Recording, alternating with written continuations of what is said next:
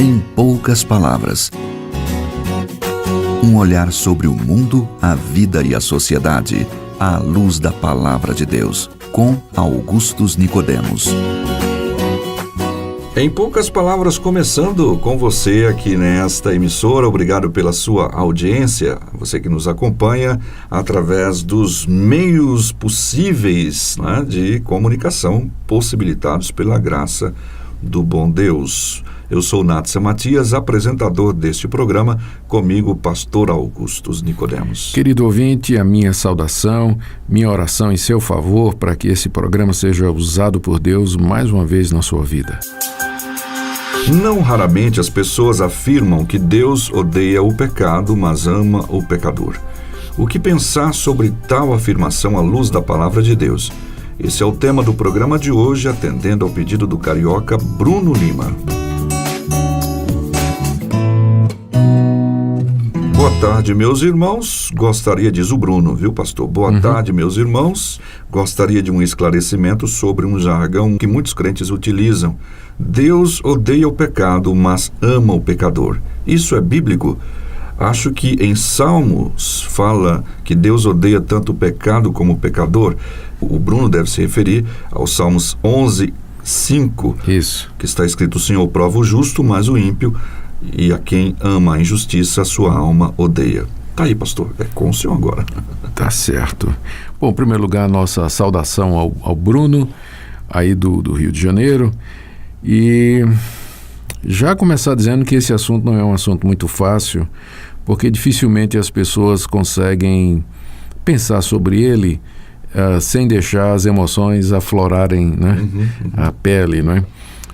A questão toda é que a visão que predomina hoje na sociedade, no meio evangélico, é de um Deus amoroso, né? Um Deus que ama a todos indistintamente, um Deus que quer o bem de todos, um Deus que no final vai dar tudo certo. Vai dar tudo certo. O universalismo, que é a doutrina de que todos serão salvos no final, é uma doutrina que cresce no meio evangélico. Enfim, a visão de Deus que se tem é de um Deus que é somente amor, puro amor, e que esse amor se estende a todas as suas criaturas, e que Deus seria incapaz de sentimentos de ódio, de raiva, né, contra o ser humano, por mais desobediente que ele fosse. Bom, claro, né, não está errado dizer que Deus é amor. A Bíblia diz, né, Deus é amor. Mas o problema é que a Bíblia não diz só isso. Né? A Bíblia diz também que Deus é justo. A Bíblia diz que Deus é verdadeiro. A Bíblia diz que Deus é santo. O profeta Abacuque é fogo consumidor. A Bíblia diz, o profeta Abacuque diz que Deus é tão puro de olhos que ele não consegue contemplar o mal. A Bíblia também fala de que Deus haverá de trazer a juízo toda a obra e que ele haverá de tratar cada um de acordo com os seus atos. Então, dizer que Deus é amor e parar aí está errado. Né? Deus é amor, mas ele também é justiça. Deus é amor, mas também ele é santidade. Deus é misericordioso, mas ele também é reto. Não é? Então, essa é a primeira coisa que nós precisamos dizer aqui. Por isso que esse assunto, né, quando alguém diz assim, mas Deus odeia o pecador, todo mundo pula, né? A pessoa diz, mas peraí, o Deus da Bíblia é amor e tudo mais. Sim, mas ele não é só amor, não é? Nós temos que lembrar que Deus também tem outros atributos igualmente importantes, e nós não podemos definir Deus a partir de um único atributo, mas na verdade do conjunto harmônico desses atributos que constituem a sua personalidade santa, perfeita, absoluta, infinita. Né? É isso que eu estava pensando, é o que o torna perfeito. Né? É o equilíbrio de todas estas qualidades. Bom, então vamos aqui ao nosso ponto. Podemos, é bíblico dizer que Deus odeia o pecado, mas ama o pecador? Eu não creio que seja exatamente bíblico, né? Eu vou dizer por quê. Bom, eu tenho que admitir, Nathan, que existe um sentido genérico no amor de Deus. Eu não posso fechar os olhos para declarações do tipo João 3,16, né? Deus ama o mundo. A Bíblia fala de amor ao mundo, de amor à humanidade, do amor de Deus à sua criação, da preocupação de Deus com os seres humanos em geral, como ele faz o seu sol nascer e a sua chuva cair sobre justos e injustos, não é? Então eu não tenho dificuldade nenhuma em aceitar isso, não é? De que como Criador, Deus tem boa vontade, amor, cuidado para com toda a sua criação. Isso inclui pecadores, isso inclui ímpios, ateus, gente que nem ao menos está preocupado com Deus. Agora, no sentido salvífico, quando a gente pensa no amor de Deus como o amor salvador, o amor que redime, o amor que vem resgatar o pecador da sua situação, nós temos que entender que esse amor é exclusivo sobre o povo de Deus e é individualmente sobre aqueles que Deus chama, através da sua soberania, da sua graça e da sua vontade eletiva antes da fundação do mundo. Então, eu diria que, num sentido geral, como Criador, Deus ama todos, inclusive os pecadores, mas Ele não vai salvar todos. O amor salvador de Deus é estendido apenas a alguns, aqueles que se arrependem e creem. Os demais, eles não são contemplados pelo amor salvador de Deus, portanto, estão debaixo da sua ira, estão debaixo da sua justiça. Quando a gente fala da ira de Deus, ou do ódio de Deus, a gente precisa ter cuidado, Nathan, para não confundir com as reações humanas, né? Ira descontrolada do homem, que geralmente são reações egoístas à frustração, né, que o ser humano passa. Quando a Bíblia fala do ódio de Deus e da raiva de Deus, da ira de Deus, é simplesmente uma maneira de se referir à reação da santidade e da justiça de Deus diante da desobediência, diante do desacato e da indiferença, o desafio do homem, né, da criatura diante do Criador. Por isso, essa frase, Deus odeia o pecado, mas ama o pecador, por mais que ela seja repetida, ela não é a expressão da verdade, Nathan. Não é completamente correta. Não é, porque é impossível você separar, biblicamente falando, o pecado do pecador, como se o pecado fosse uma coisa independente, que existisse à parte do agente humano, né?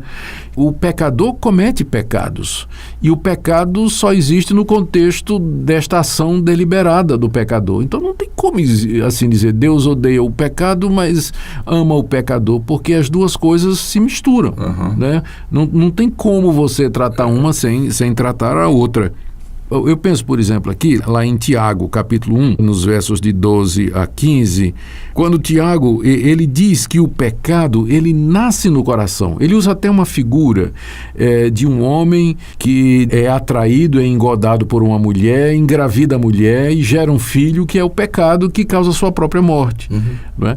Com isso ele quis dizer que o pecado é o resultado da nossa própria concupiscência, quando ela nos atrai e nos seduz. E aí o pecado é gerado, o pecado é como um filho nosso, é fruto da união entre a nossa vontade e a tentação, e uma vez que ele é gerado, ele produz a morte. Então como é que eu vou separar o pecado do pecador, não é?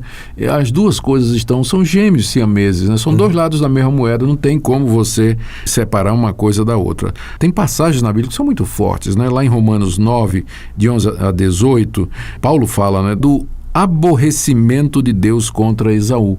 E, na verdade, Paulo está refletindo apenas o que diz o profeta Malaquias no capítulo 1 do seu livro.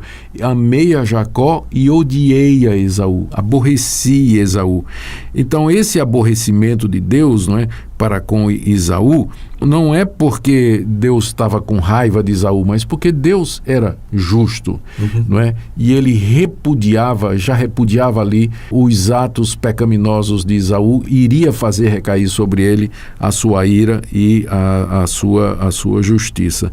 E tem o salmo que você mencionou, né, que é o Salmo 11, o verso 5, onde está dizendo que o Senhor prova o justo e o ímpio, e a sua alma odeia ao que ama a violência, né?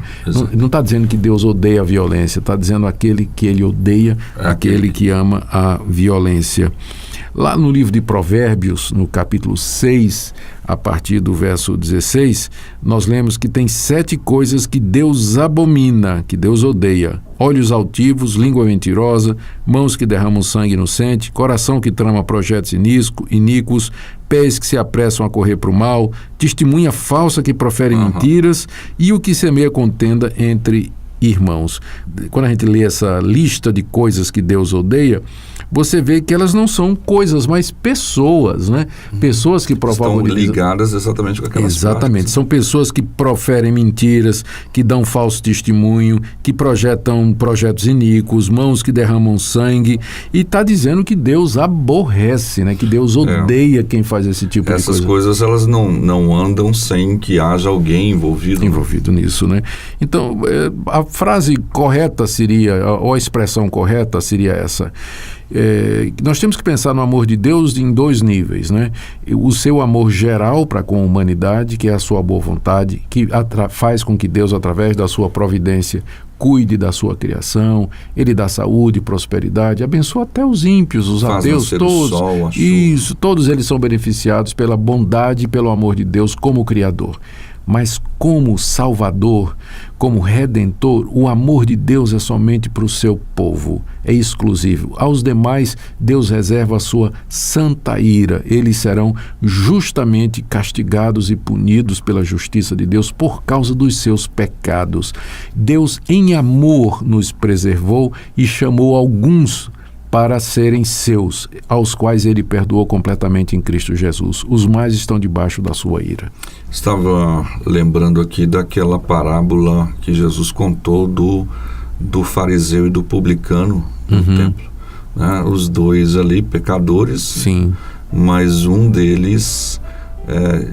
realmente eu sou pecador, não sou nem digno de sequer levantar os meus olhos. Era o publicano. Não é? O publicano dizendo, e diz no final da parábola que o fariseu pecador foi embora pecador e debaixo da condenação. Enquanto que o outro foi justificado dos seus pecados. Por causa desse reconhecimento de que carece de Jesus, da graça de Deus. Então está aí nossa resposta no programa Resposta do Pastor Augustus, no programa de hoje, para o nosso caro amigo ouvinte Bruno Lima, e com ele nós agradecemos também aos ouvintes do Rio de Janeiro, estado de Rio de Janeiro, e da cidade do Rio de Janeiro. Vamos ouvir uma música? Rapidinho, a gente volta. Quero rever meus conceitos e valores, eu quero reconstruir.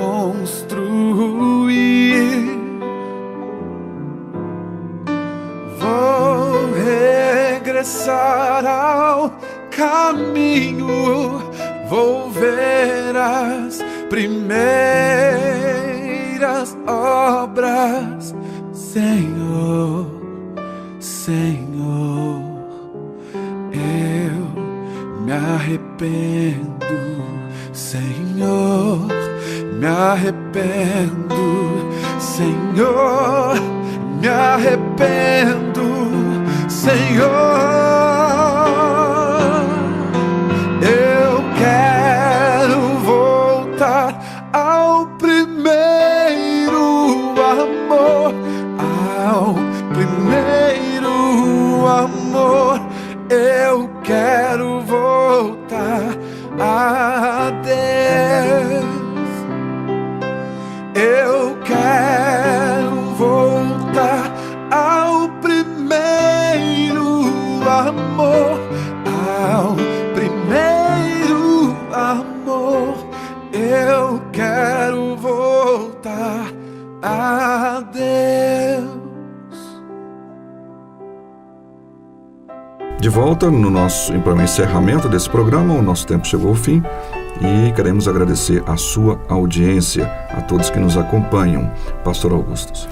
Querido ouvinte, muito obrigado pela sua audiência e esperamos que esse programa tenha sido esclarecedor. O tema é difícil, mas nós esperamos que seja esclarecedor. Deus abençoe a todos. Até o próximo programa. Em poucas palavras, um olhar sobre o mundo, a vida e a sociedade, à luz da Palavra de Deus. Apresentação, Nadson Matias. Comentário,